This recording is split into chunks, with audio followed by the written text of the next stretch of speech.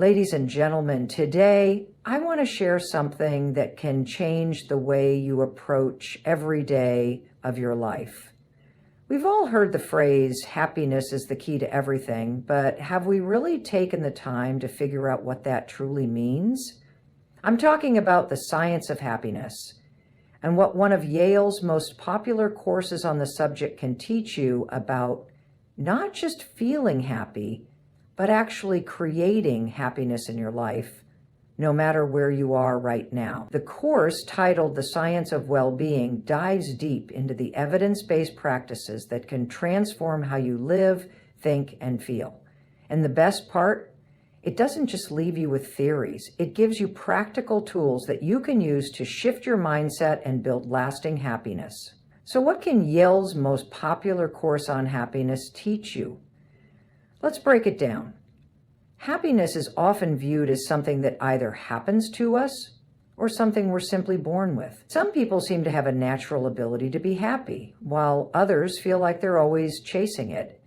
But what if I told you that happiness is not a fleeting feeling or an inborn trait? It's actually a skill, one that can be learned, developed, and strengthened over time. Think about any skill you've developed in your life, whether it's learning to ride a bike, play an instrument, or even how to cook a meal. At the start, you weren't perfect at it. It took practice, learning from mistakes, and consistent effort. The same is true for happiness. It's not something you either have or don't have. It's something you can cultivate. A key idea here is that happiness is not reliant on external circumstances.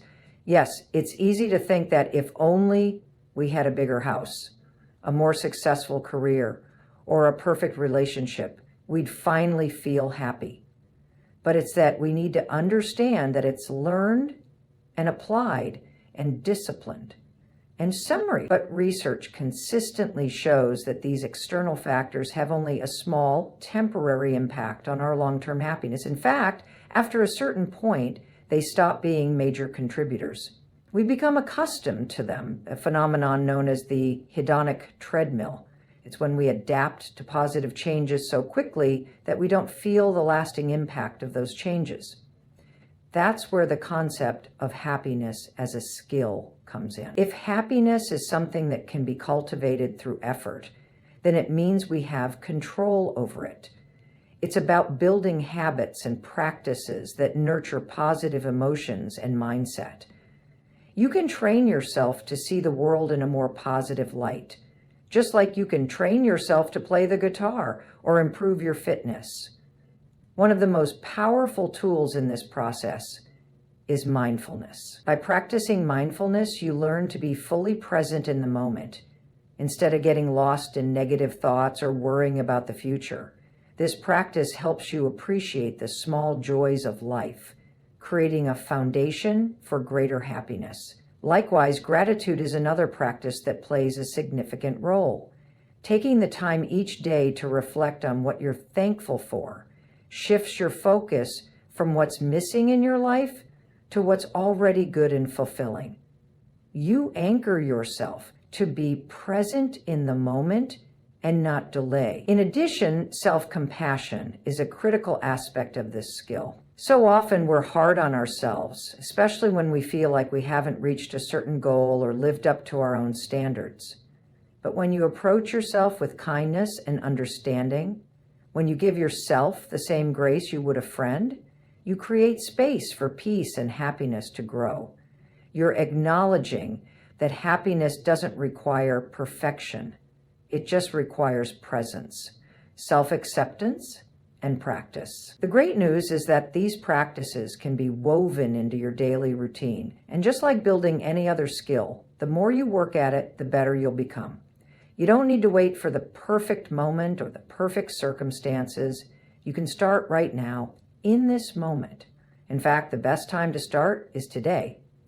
Every small step you take towards being more intentional with your happiness will compound over time, creating lasting and sustainable joy. When you start viewing happiness as a skill, it takes the pressure off. It's not about waiting for the perfect moment. It's about creating small positive actions that add up.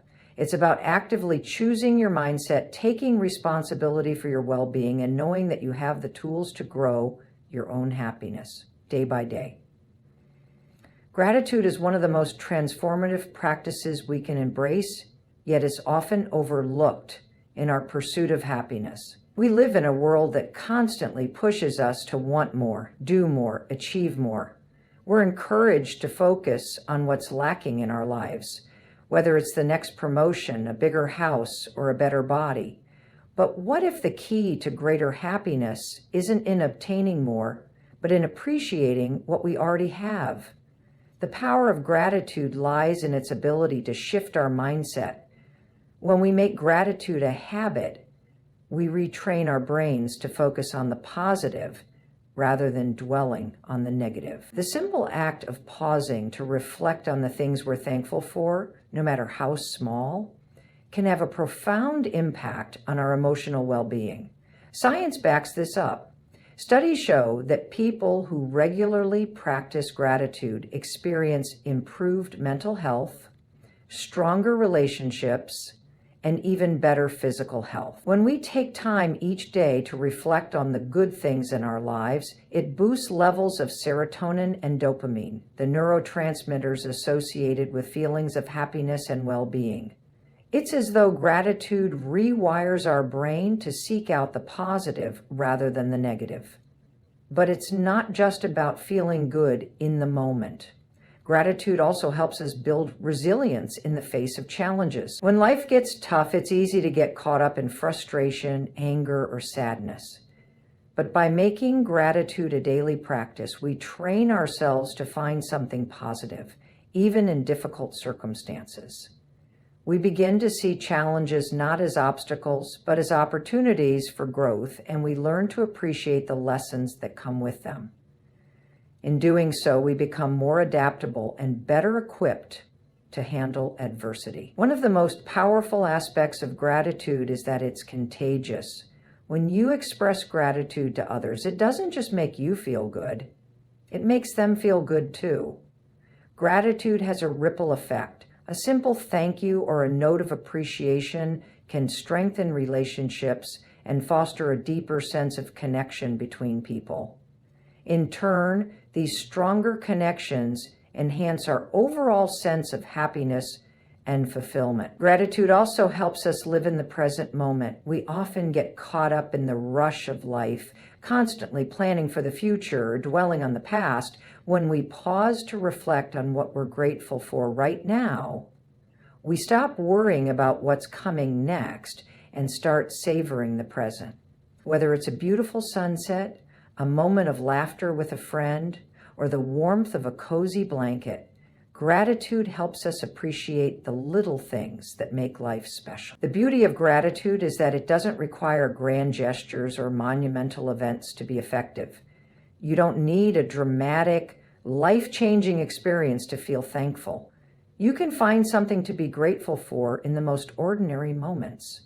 Your morning coffee, a conversation with a loved one, a peaceful walk in nature.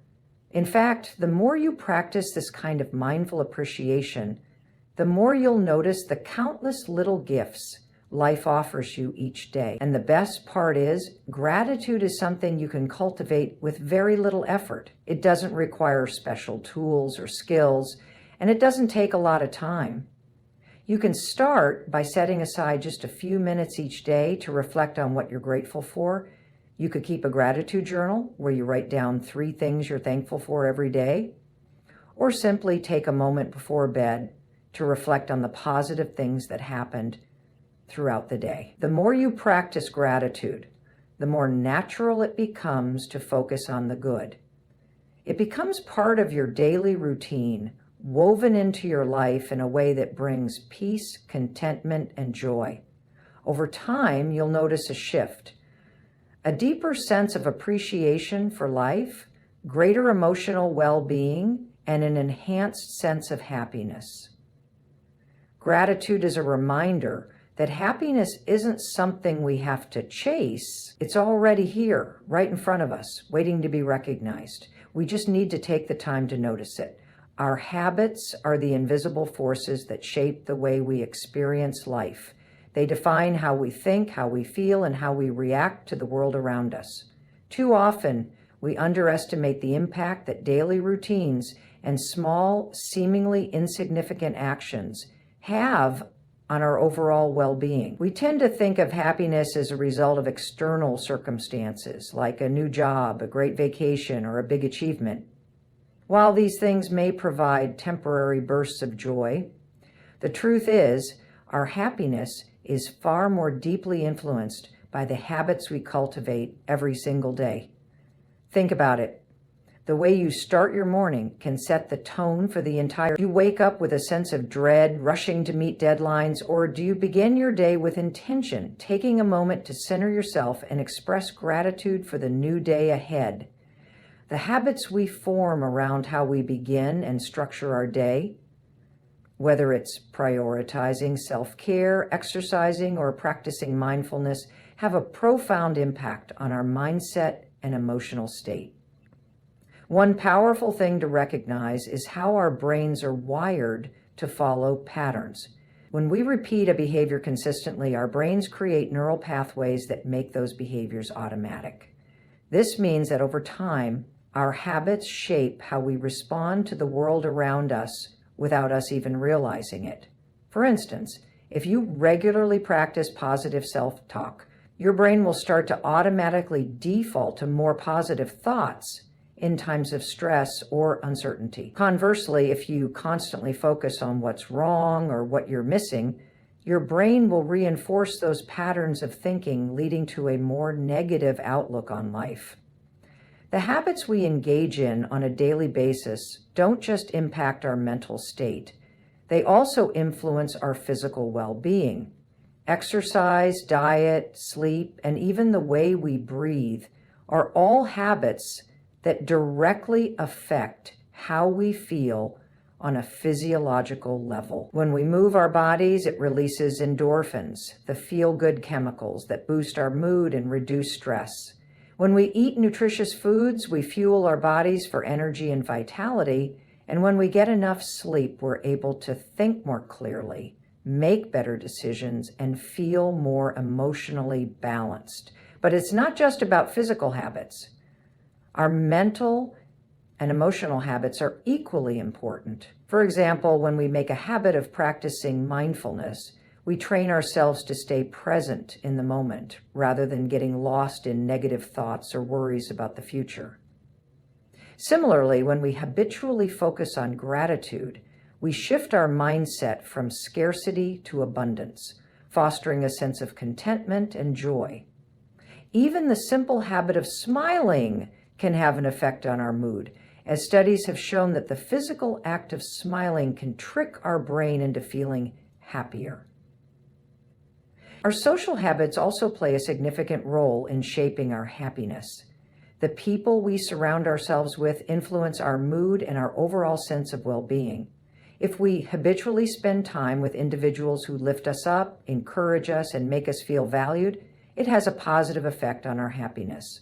On the other hand, if we spend time with people who drain us, criticize us, or create drama, those relationships can negatively impact our emotional health. Another critical aspect of habits is the role they play in our personal growth.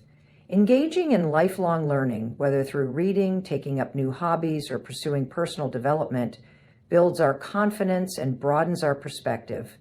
The habit of continually seeking knowledge and growth enriches our lives and brings us a sense of accomplishment and purpose. It's these small, consistent actions that add up over time, shaping us into the best versions of ourselves. Even when things aren't going well, the habits we build can help us manage adversity. Resilience is not something we're born with, but something we develop through our responses to challenges. When we've made a habit of practicing self-compassion, for example, we're more likely to approach difficult situations with understanding and kindness, rather than self-criticism. The habit of reaching out to loved ones for support can also make it easier to navigate tough times, as it fosters a sense of connection and community. The beauty of habits is that they're within our control. We don't have to wait for life to happen to us or for circumstances to change in order to experience more happiness. We can begin by taking small, deliberate steps to cultivate positive habits. Whether it's committing to a few minutes of meditation each day, making time for regular exercise, or setting an intention to focus on the positive in our daily interactions, these habits have the power to transform our happiness from the inside out. It's important to remember that no habit is formed overnight. Building habits takes time, patience, and consistency. It's easy to become discouraged if we don't see immediate results, but it's crucial to stay committed to the process. Each positive action, no matter how small, compounds over time, and eventually these habits will begin to shape not just our days, but our lives. And as we consistently reinforce the habits that support our happiness, we create a life that's not only more joyful, but also more fulfilling and meaningful. As human beings, we are inherently social creatures. From the moment we're born, we crave connection, and throughout our lives, our relationships with others play a significant role in shaping our happiness and overall well-being. It's easy to get caught up in the idea that happiness comes from personal success or material possessions. But research consistently shows that one of the most powerful drivers of happiness is the quality of our social connections. Think about the people who have had the biggest impact on your life, the ones who lift you up, make you feel seen, or offer you support when you need it most. These are the relationships that contribute to your sense of belonging and purpose. Having strong, meaningful connections with others not only brings joy and comfort, but it also enhances our mental and physical health. Social connections provide us with a sense of security and emotional support. Life isn't always easy, and when we face challenges, it's the people around us who often help us navigate tough times. Whether it's a friend who listens when you're feeling overwhelmed, a partner who encourages you during a difficult period, or a family member who offers guidance, these relationships provide a foundation of emotional resilience. When we feel supported, we are better equipped to cope with stress, anxiety, and other negative emotions. Knowing that we don't have to face life's challenges alone makes those challenges seem more manageable and less daunting. Beyond providing emotional support, our social connections also help us maintain a sense of purpose.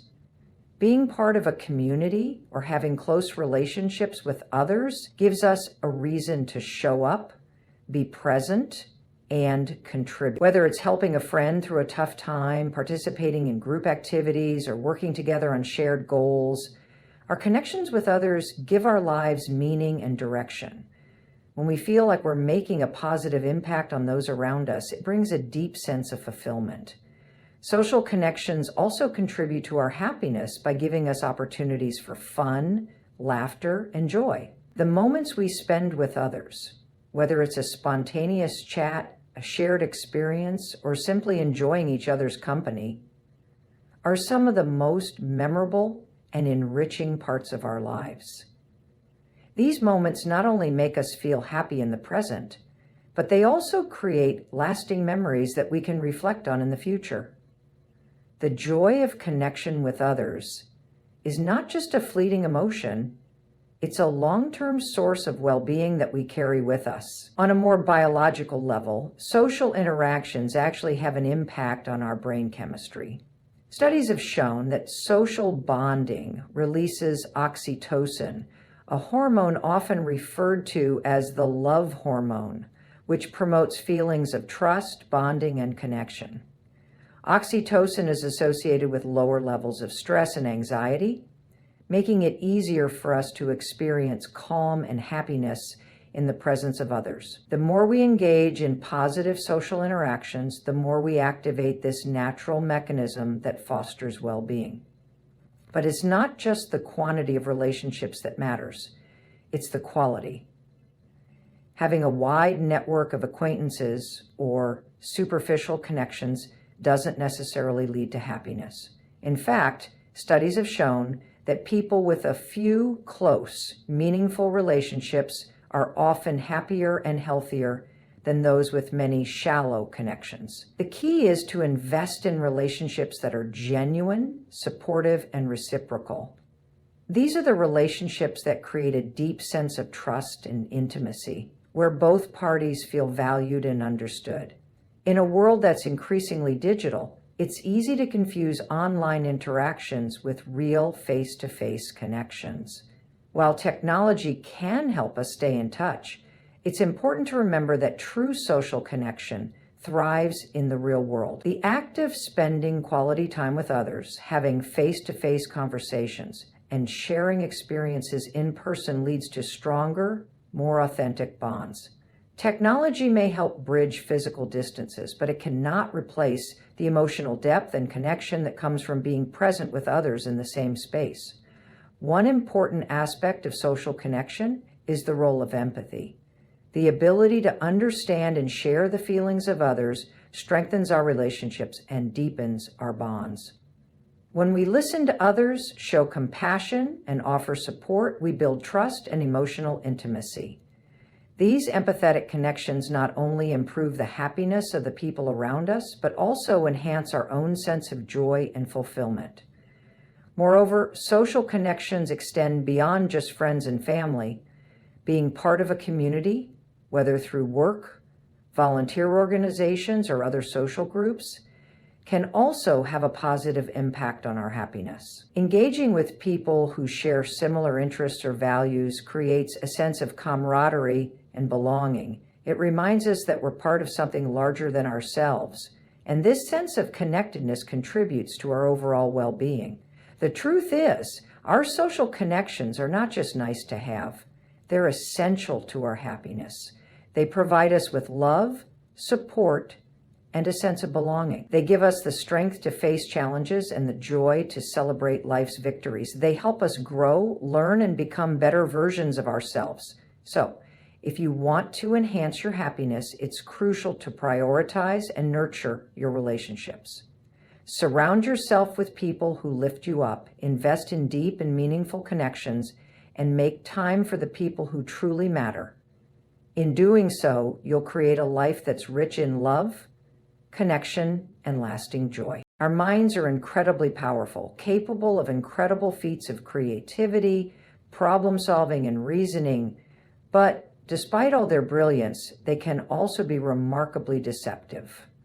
Our brains are wired to make sense of the world around us, to find patterns, and to interpret experiences in ways that can sometimes mislead us. This is especially true when it comes to happiness. We often think that if we just achieve certain goals or acquire specific things, we'll finally be happy. However, our minds can trick us into believing that external circumstances are more important to our happiness than they truly are. One of the most common ways our minds mislead us is through the illusion of control. We tend to think that if we just work hard enough or plan carefully enough, we can control every aspect of our lives. This belief can make us feel as though our happiness is contingent upon achieving a specific outcome. However, the reality is that much of life is unpredictable, and we often have less control than we think. When we tie our happiness too closely to certain goals, whether it's landing a promotion, buying a new car, or getting into a prestigious university, we risk setting ourselves up for disappointment. These goals can feel like the ticket to happiness, but in truth, achieving them often only brings temporary satisfaction. Once we reach one milestone, we quickly shift our focus to the next, leaving us in a perpetual cycle of if only thinking. This ties into another way our minds mislead us, the hedonic treadmill. Once we achieve something we've been striving for, the excitement and sense of accomplishment fade more quickly than we expect. Our brains quickly adapt to new circumstances, and we find ourselves back in the same emotional state as before. For example, when we get that dream job, we may initially feel ecstatic, but after a few months, the novelty wears off. We become accustomed to the new position, and we're back to seeking the next big thing. This cycle can make us feel like happiness is always just out of reach, constantly tied to external circumstances rather than an internal sense of well-being. Another way our minds mislead us is through the negativity bias. Assi's anatomy teaches us to think in terms of good and evil, that a person's fit in predisposing strongholds. Our brains are wired to prioritize negative experiences, and this has evolutionary roots. In the past, being able to remember and react to potential threats was crucial for survival. However, in the modern world, this bias doesn't always serve us well. We tend to focus more on what went wrong during the day rather than what went right. Even if we had a series of positive experiences, one negative comment or setback can dominate our thoughts. This skewed perception can make us feel like our lives are worse than they actually are. In reality, we often overlook or downplay the positive aspects of our lives, which leads to a distorted view of our happiness. Our minds can also mislead us by convincing us that we need to have more to be happy. In a society that places so much emphasis on material success, it's easy to believe that acquiring more wealth, possessions, or achievements will lead to greater satisfaction. We may think, if only I had a bigger house, a newer car, or a more prestigious job, I'd be happy. However, the truth is that once our basic needs are met, these material things have a surprisingly small effect on our long-term happiness. Studies consistently show that experiences like travel, spending time with loved ones, or learning something new bring us more lasting joy than material possessions. But our minds often focus on the tangible, measurable things, which makes us believe that what we own defines our happiness. Additionally, our minds often trick us into thinking that happiness is a destination, a final state that we'll reach once everything falls into place. We might think that if we just accomplish a certain task, meet a certain goal, or fix a specific problem, we'll finally be at peace. And this mentality can lead to perpetual dissatisfaction, because happiness is not something that happens once and for all. It's not a single event or achievement. It's a state of mind that we create and cultivate every day. The idea that we need to wait for the perfect moment or the right circumstances before we can be happy is another way our minds lead us. True happiness doesn't come from external achievements or waiting for life to be perfect. It comes from our ability to find joy in the present moment, regardless of the circumstances. Our minds also frequently lead us to believe in all or nothing thinking. When something goes wrong or doesn't go as planned, we often view it as a failure rather than a learning experience. This binary way of thinking, seeing situations as either successes or failures, good or bad, can prevent us from seeing the nuances and complexities in life. It can make us feel like we've either made it or completely messed up, when in reality, life is a series of ups and downs, and growth often happens in the spaces between. This rigid thinking can trap us in a cycle of self-criticism and disappointment, making it harder to experience true contentment. Finally, we tend to think that happiness comes from constant positive emotions, joy, excitement, contentment, and pleasure. While these emotions are certainly part of the happiness equation, our minds often overlook the role of difficult emotions in creating a meaningful life. Sadness, frustration, and even anxiety are a natural part of the human experience. They're not to be avoided or suppressed, but acknowledged and understood. And now, when we allow ourselves to experience the full range of human emotions, rather than chasing only positive ones, we create a more authentic, balanced sense of happiness. Our minds can sometimes lead us to believe that happiness means always feeling good. But in reality, it's about accepting the highs and lows and finding peace with who we are, no matter where we are emotionally. Our minds, with all their brilliance, can often steer us in the wrong direction when it comes to happiness. We're constantly navigating a web of biases, illusions, and misconceptions that distort our perception of what brings us joy and fulfillment. By becoming more aware of these mental traps and learning to challenge them, we can begin to see things more clearly. Happiness isn't about achieving some future goal or acquiring more. It's about being present, practicing gratitude, embracing the full spectrum of human emotion, and realizing that the power to shape our happiness lies not in external circumstances, but in how we choose to respond to them. In our fast-paced, material-driven world, it's easy to think that happiness comes from what we own. We're constantly bombarded with advertisements telling us that the latest gadget, the newest fashion, or a bigger house will bring us satisfaction. We spend countless hours working to accumulate possessions, thinking that once we have more things, we'll feel more fulfilled. However, the truth is that experiences, not things, are far more powerful in creating lasting happiness. One reason why experiences tend to bring more joy than material possessions is because they are inherently meaningful. When we invest in an experience, whether it's a trip to a new city, a concert with friends, or a quiet afternoon spent in nature, we're not just accumulating something that will eventually lose its appeal.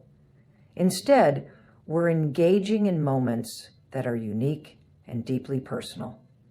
Experiences create memories, and memories have the power to bring us joy long after the event itself has passed. A cherished memory from a vacation, a family gathering, or a special day out can bring us warmth and happiness years down the road. Material items, on the other hand, often lose their significance once the novelty fades. Furthermore, experiences help us connect with others in a way that possessions simply cannot. When we share a meaningful experience with someone, a hike in the mountains, a road trip, or a celebratory dinner, it strengthens our relationships. The bonds we form during shared experiences are often deeper and more fulfilling because we are present with one another, enjoying the moment together. The laughter, the conversation, the excitement, and even the challenges we face together all become part of the connection. These moments create a sense of belonging, a feeling of being seen and appreciated by others, which is one of the most powerful sources of happiness. In contrast, the pursuit of material things can sometimes isolate us. While it's true that we may feel a temporary sense of joy when we acquire something new, that feeling often fades quickly. We might get caught in a cycle of constantly seeking more, new clothes, the latest tech, a bigger house, and never truly feel satisfied. This is because the happiness derived from possessions is short-lived. The more we accumulate, the more we get accustomed to them, and the less they contribute to our long-term happiness. Eventually, we start comparing what we have with what others have, leading to feelings of inadequacy or envy. Additionally, experiences allow us to grow in ways that material things cannot. Travel, for example, exposes us to new cultures, ideas, and perspectives, broadening our understanding of the world and our place in it. Taking up a new hobby or learning a new skill challenges us, fosters personal growth, and provides a sense of accomplishment. These kinds of experiences help us evolve, and that sense of growth is intrinsically rewarding. Material possessions, on the other hand, do not offer the same opportunities for self-development.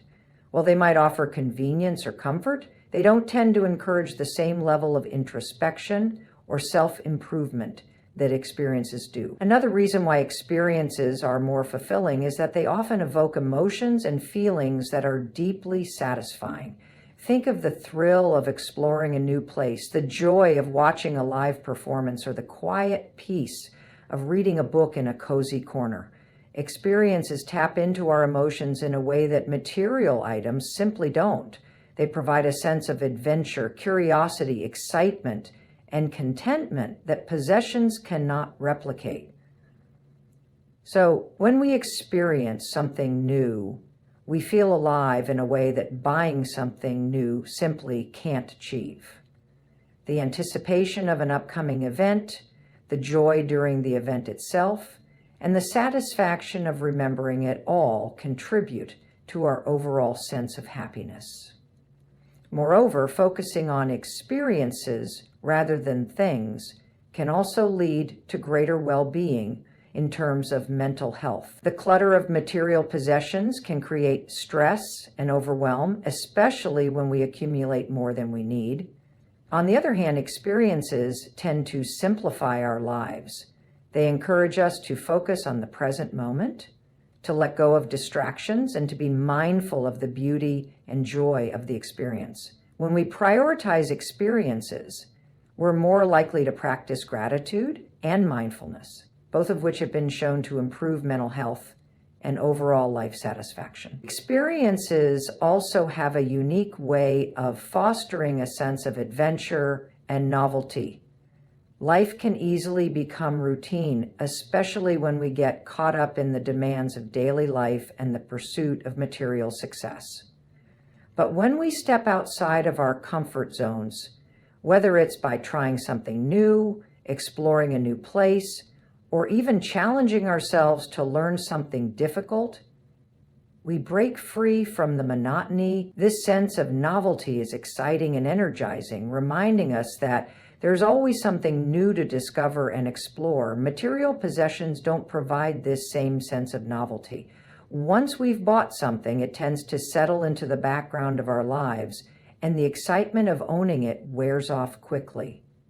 In the long run, focusing on experiences over things also leads to greater flexibility and freedom. Possessions require maintenance, cleaning, storage, and in many cases, financial resources to acquire and maintain.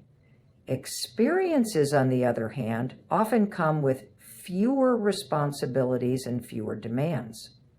The freedom to explore, learn, and grow is not weighed down by the burden of managing material belongings. When we focus on experiences, we can travel light, both physically and mentally. We're not tied down by a collection of things. Instead, we're free to explore, to engage with the world, and to embrace new opportunities. Ultimately, the decision to focus on experiences over things is a shift in mindset, a shift from seeking happiness through accumulation to finding joy through engagement and connection. When we prioritize experiences, we create a life full of rich memories, personal growth, and deeper relationships. High vitality, we stop measuring our worth by the things we own and start measuring it by the moments we create, the connections we nurture, and the experiences we cherish.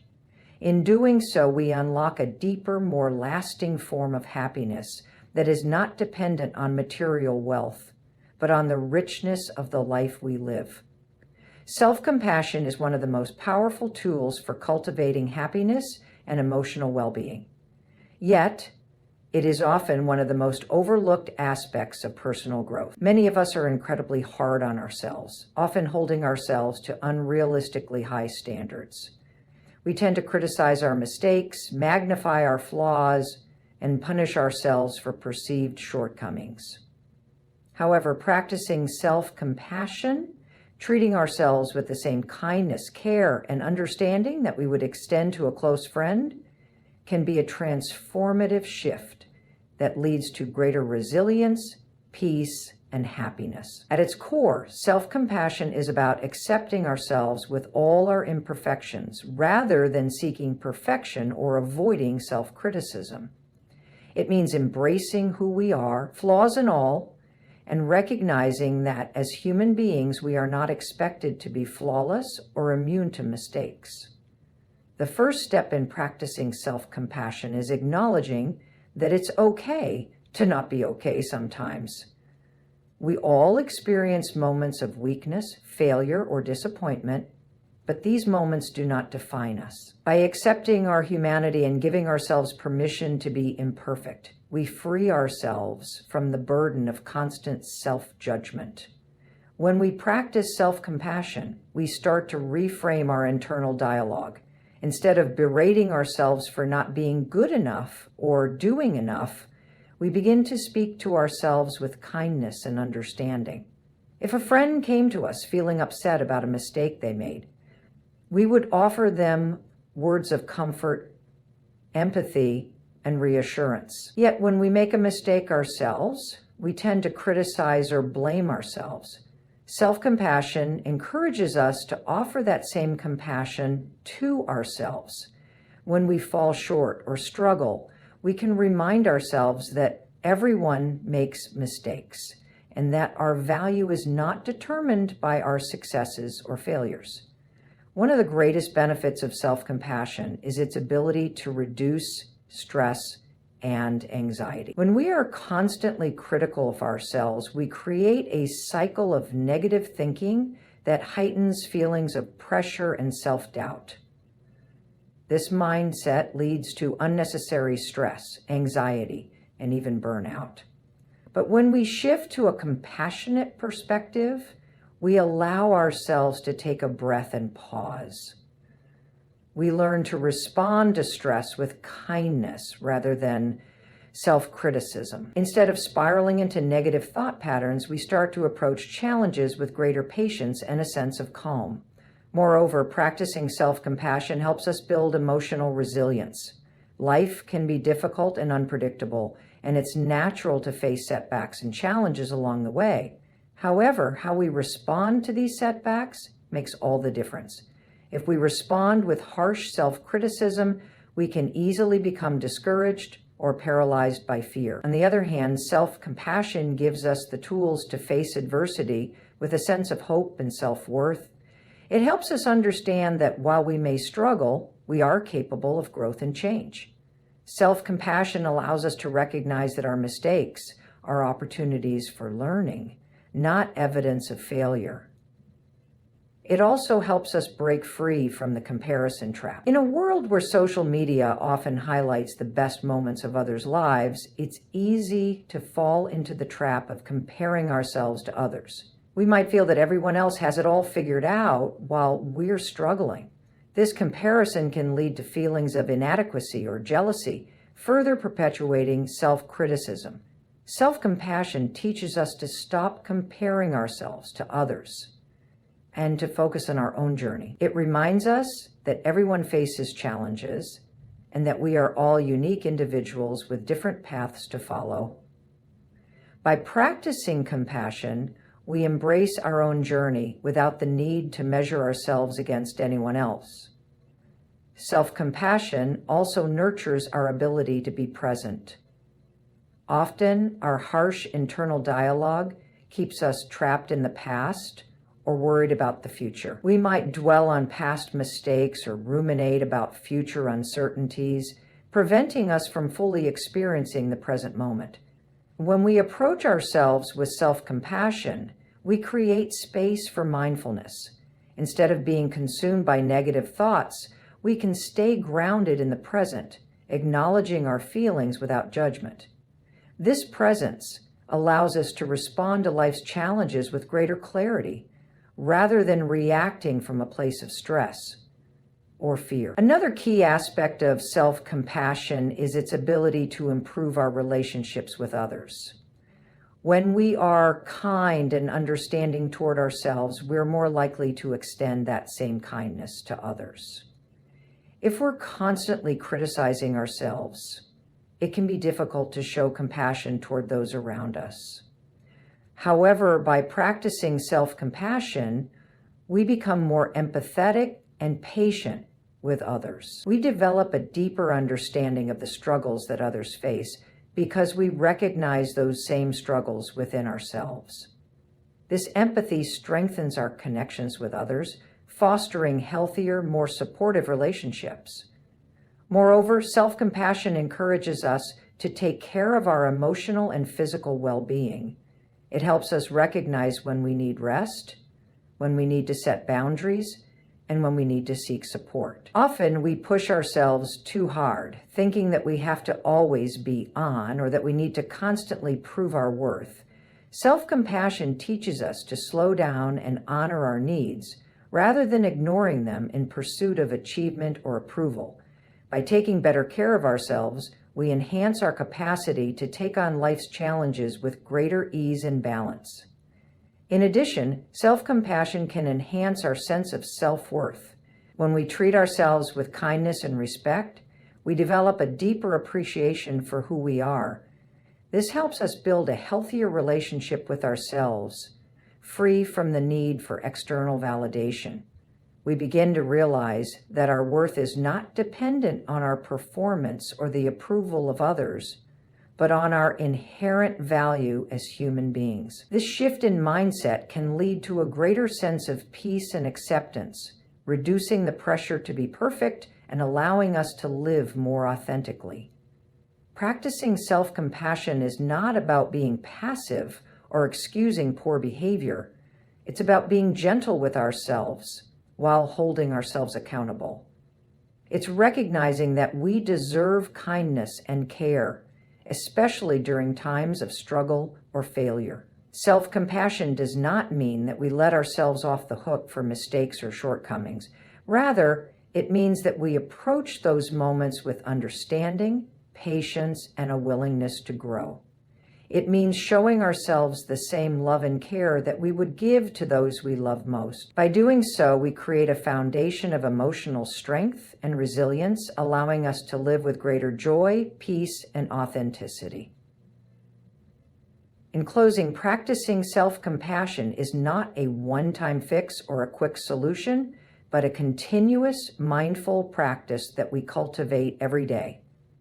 By being kinder to ourselves, we unlock the potential for growth, resilience, and true happiness. We learn to embrace our imperfections, acknowledge our humanity, and treat ourselves with the same kindness and care we would offer a close friend. In doing so, we not only create a deeper connection with ourselves, but we also open the door to a more fulfilling and peaceful life. So, I encourage you to take a moment each day to practice self-compassion. Be gentle with yourself, celebrate your progress, and remember that you are worthy of the same love and understanding you so often give to others. The journey toward happiness and well-being begins with the simple yet powerful act of showing yourself kindness. Thank you.